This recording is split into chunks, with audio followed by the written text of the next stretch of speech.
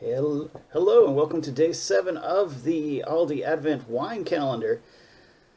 Whew, been a little bit of a hectic day, but get to relax with a little wine, so that's okay.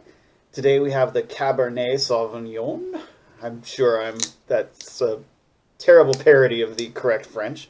It's again the name of the grape, the Cabernet Sauvignon, which was apparently an accidental blending of a dark and a light grape in the 1700s. And today it is the most commonly cultivated grape variety in the world. So 500,000 hectares, whatever the heck a hectare is. I guess the reason it's so commonly cultivated is very easy to grow. It's very hardy. It resists rots.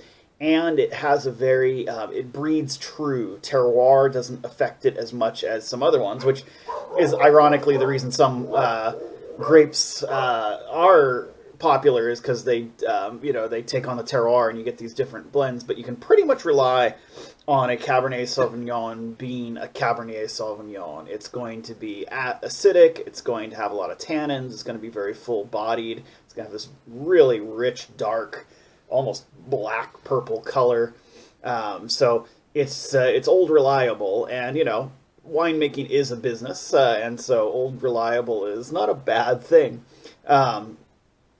It also ages well, so you can make you can make a young wine with it, or you can make a wine meant for aging and pick up characteristics of the barrel and all that sort of stuff. So you got a lot of different ways to go with the Cabernet. Interestingly, it was for a long time the most popular grape, and in the 90s it was surpassed by Merlot, and then Merlot took a hit with Sideways when I won't drink rock and Merlot, and so now Cabernet Sauvignon is back on top. So thank you, Paul Giamatti, and thank you, Catherine O, because she's just a really good actress.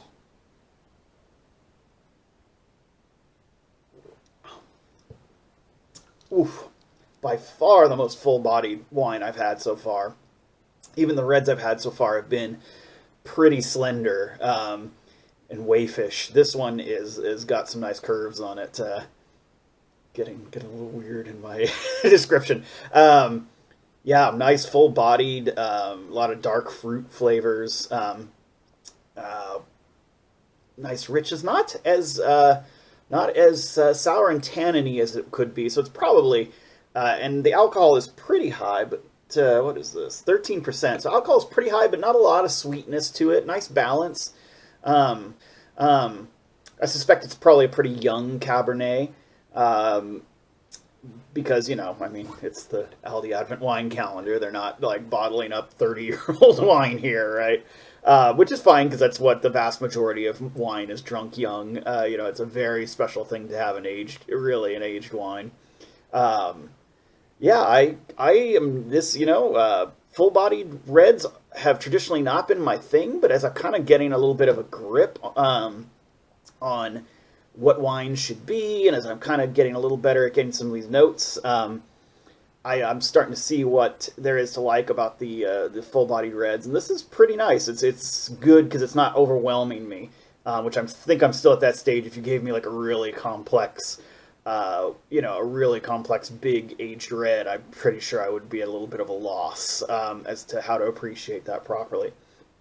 But again, like I said, if you haven't seen my beer calendar videos from last year, I really appreciate logistics and how hard it is to get alcohol to market, this kind of brewed alcohol to market in optimal conditions. And even though they're using these little chintzy plastic bottles for most of them with a little screw top, I've got to hand it to the Aldi folks. They're making a pretty good little set of wines here that are true to their styles for the most part, are fresh and good, and it's been fun so far, kind of having an example each day. I believe tomorrow I've just got a rosé lined up. I got that chilling in the fridge as we speak.